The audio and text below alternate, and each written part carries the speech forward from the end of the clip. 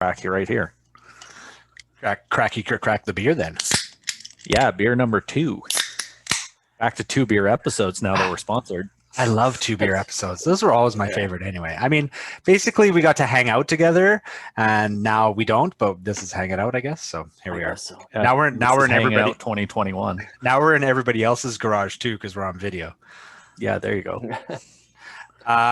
One of the things that we didn't bring up earlier that I did want to just mention, just because the listeners may want to check it out in the show notes, was it's a website I found today. It's Canadian, actually. It's called The Deep Dive.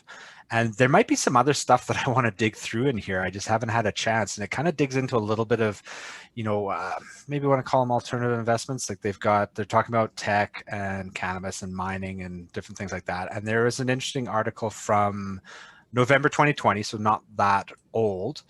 And it's called Kathy's Arc, Managed ETFs Full of Story Stocks That Spill Out into Their Components. I don't think it's a great title, but to be fair, it is a good article, and he does write with, I guess there's a little bit of bias here, but what I think he's really highlighting in the article is that when you see astronomical growth like we saw in 2020, it's not necessary that it continues. And a lot of the excitement, and I think you guys will probably agree with me, that the rise that we've seen in like Robinhood in the States and other trading platforms, where now it, like Wealthsimple Trade in Canada, where now it's like, boom, you can sign up, boom, you can trade with $500, boom. It's like the inflow of money that we've seen into investment. I'm using some I don't think it's really investment. But there's a lot more money that's been flowing in, and like actually ARK, I guess it is, became the largest ETF. It took over JP Morgan this year for like the largest, which is like mind-blowing in valuation because of this huge inflow of money. So I'm just coming back to my personal feeling at the beginning of the show. I mentioned it, and the kind of go in eyes wide open, do a little bit of back research, understand where it's come from, where it's going. Maybe you won't understand everything that's in the fund, because I surely don't. It's like looking on Neo and going, there's this company, like what are they doing? It's actually kind of interesting. If you have nothing but time to dig into these startups, there's some pretty cool stuff out there. But you made a great point. It was the accountant that said it earlier. It's like, if you're in your indexes, if you're in the NASDAQ, you're capturing the largest performers. Maybe that's the problem, is you're capturing the largest performers, but you don't have a small cap tilt to the tech sector. But do you need it? Because once they get big enough, you're going to get the earnings from them. I don't know. Like, this is not an easy question to answer. There's also in small cap ETFs, right? And that doesn't limit you to tech. Well, exactly. I mean, you hear that all the time on the Rational Reminder. They talk about a small cap tilt to your portfolio. Yep. And I think tilt is the right word to use, because we're not talking about making some kind of drastic change to your core holdings here. It's like, okay, your monthly allocation, or this, you're at Questrade, you're buying ETFs monthly, they're free. You're doing Norbert's Gambit to get US ones. However you're structuring yourself, maybe let's just call 100% of your money every month. Maybe you want to take 5% and put somewhere else. There's nothing wrong with that. Who cares? Like, it's up to you what fits your investing profile. And if you feel strongly that tech may be the one, maybe now's the time, maybe now isn't the time. Who knows? It could keep going. I don't know. So what tech ETFs do you guys hold? Okay, well, I'm glad you asked.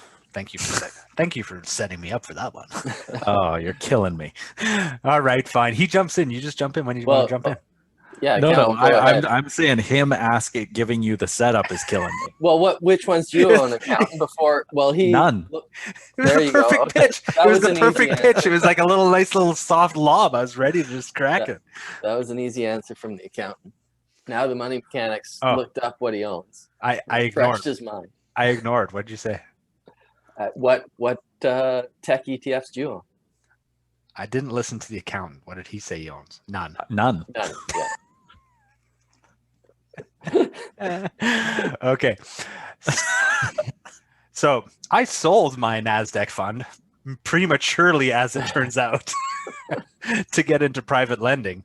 So maybe those returns didn't work out quite as well. But I did anyway. I don't, as far as ownership goes, I will admit that after we had our discussion about the TFSA purchases, I kind of screwed up. I'll admit that. But I did buy the ICLN, the iClean US ETF, which is renewables. So I'm not saying that's tech, but it has a lot of like startup renewables. So it's kind of tech heavy in that sense. As far as like specific tech funds, not yet. And what does that mean? Yeah, it means you're considering. You are. It does appear that way, doesn't it? How can you not consider it, right? You see something go, supernova. Yeah. You have to consider it. You're a fool not to at least consider it. So I was ahead of the game, and I got my tech ETF in like March or something. Nice. Yeah. Pray tell. PZD, which is the PZD. Invesco Clean Tech ETF. It is tied to an index. And it has gone from 50 to 80. Nice work. So instead of 10 shares, I should have put all my money. Right? I mean, that's what you're saying. Is it really worth thinking about if you're not gonna gonna make a big bet, and then making a big bet, well, you could lose it all. So and that's the one thing is I think a bunch of people see these massive home runs and they step up to the plate and they want to hit a grand slam, but they've never even had an at bat before. Right. Go get yourself some singles, get some runners on base, and then you can maybe swing for the fences. Yeah. Yep. No, exactly. And that's the problem is, as I brought up, is it's great that investing is available to everybody at the lowest possible cost, as easy as a few clicks of the mouse. But with that, what's that? Well, there's a saying that I'm trying to think of, with great ease or whatever becomes great. When you're lacking the responsibility in choosing effectively what's a good investment for your long-term, for future you, right? You're choosing an investment for emotional you today. I'm missing out. I want that. Yeah. Well, and it gets back to risk reward trade-off, right? Those funds are going to be riskier than something else. You're going to get, if you get rewarded, you'll get rewarded more, but your losses are also going to be greater if it goes the other way. Yeah. So I did keep that in mind. Yeah, no, that's a good point. Risk is a great point to bring into this discussion. I mean, we could keep going on this forever. The point is to focus on the actual tech that people are seeing, or the market gains they're seeing, because of course, what does the media talk about? That's all they talk about is the gainers, right? Yeah. You think they're trying to sell newspapers or something? It's the rabbit in the hair story, isn't it, boys? Yeah, nobody's talking the boring, steady 5% a year. No, I mean stock, right? It doesn't make the news. I did want to bring this up before we quit the show, because listeners, like we can't just rely on our own good looks to get the show into the stratosphere. Right? Then we'd be really in trouble. Okay, I did find Emerge Canada Inc., which I'd never heard of before, to be perfectly honest with you. It popped up through my Google deep dive, and they basically do a shadow ETF of what the ARC funds are. And I didn't get too deep into this because I kind of ran out of time today, but basically it's a Canadian listed one, which has some advantages depending on which brokerage you're with, things like that. If you don't want to do the currency conversion, you can invest in this. And plus, it's only today was trading at $25 as of this recording, and it was up 7.8%. Not that we really care about that today, but the management fee is 0.8%. It's getting a little pricey. That's steep. Getting pricey. And it looks like their top 10 holdings, they're holding Tesla at 10%. And I couldn't actually find the fund prospectus on this to see whether they're just holding a proxy or not. All I found here is that they have their full holdings report as of the end of 2020, and it's showing that they actually hold the equities, which is kind of interesting because that's better for me that they actually have the sector holdings than they're just holding a fund of funds type thing. So right.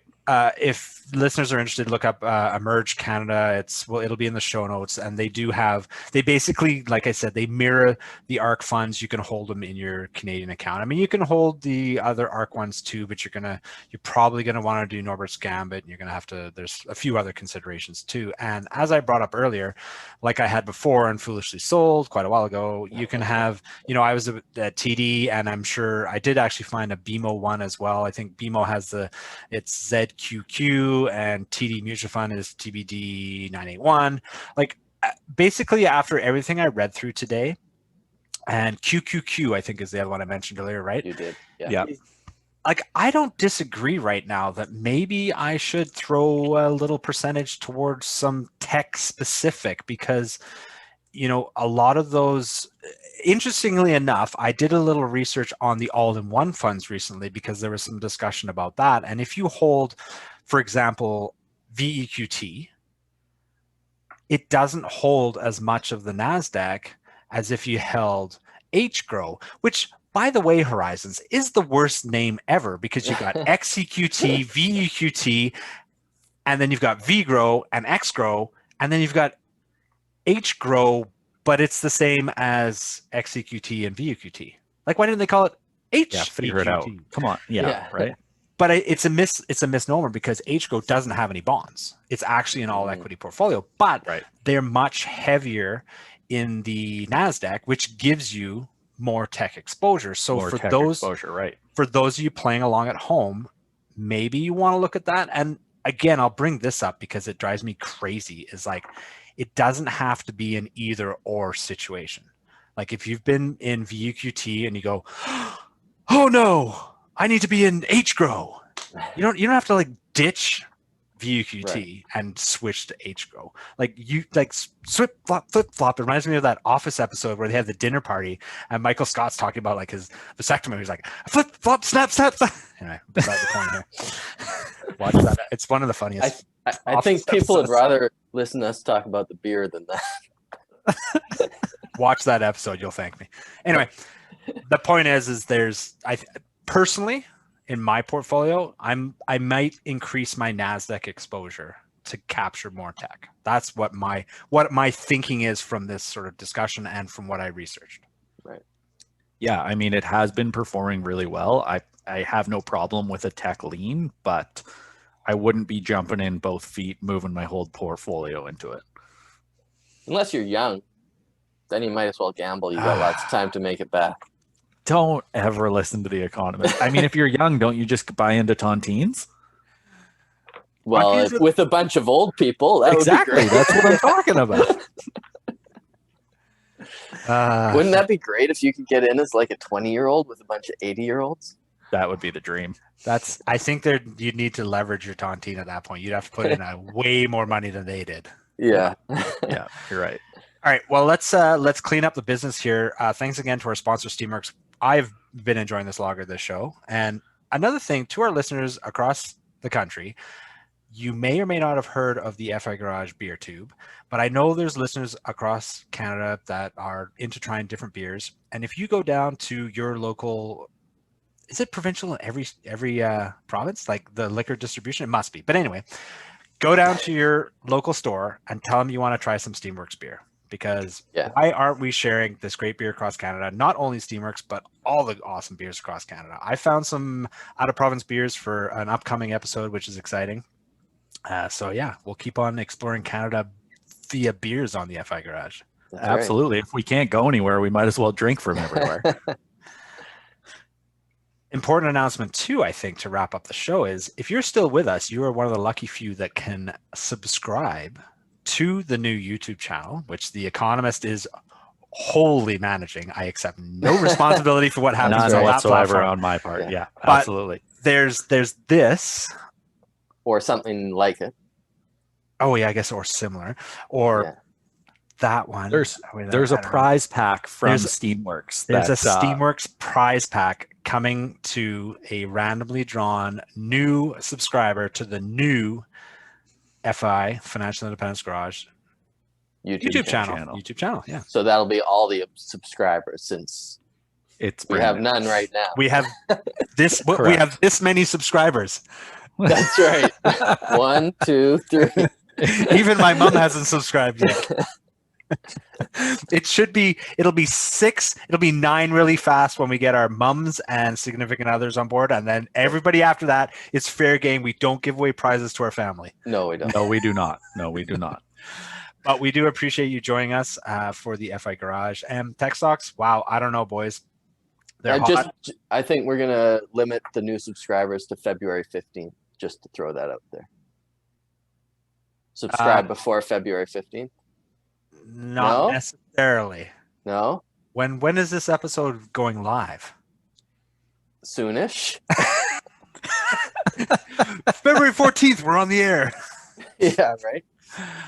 How about 2 weeks after the release date? That's good. There you go. 2 weeks after the release date, we will take a list of all the new subscribers and randomly choose someone, and we will send you a Steamworks prize pack. I think we'll just say, yeah, fair enough. Let's not make it complicated. Good. Well, that was a tasty beer and a fun episode. Parting comments Cheers, on tech? I mean, I do like a little tech tilt. I mean, the new up and coming businesses coming out. I think there's definitely some new things that are going to come along that are going to make you some money. But again, wary that it's a little frothy at the moment. The old tried and true index and chill is going to work for you. It's going to get you to financial independence. Maybe. Yeah. Maybe. You got to do the other stuff too. I love it. All right. Well, we'll catch you next time on the next episode of FI Garage. You can find us on YouTube now, apparently. Hit that subscribe button, and you can find us on social media. Twitter, we're most active. Otherwise, just drop us an email, send us a comment. We'd love to hear from you for show ideas, beer ideas, or really any other ideas? Decoration ideas. Yeah. Yeah, there you go. Well, mine is the best. Well, yes. Family Money Saver nailed that one for you. He did. Yes. There's the free advertising of the show. Thanks, Family Money Saver. We're expecting the high res it's not version. free. We got this nice graphic. Yeah. That's very true. He needed to put a watermark up in there. Family Money Saver. Yeah, he should. Oh, should have. Yeah. Missed opportunity. Oh, my Twitter's going to blow up now with him. All right, boys. Catch you next time. Cheers, guys. Farewell.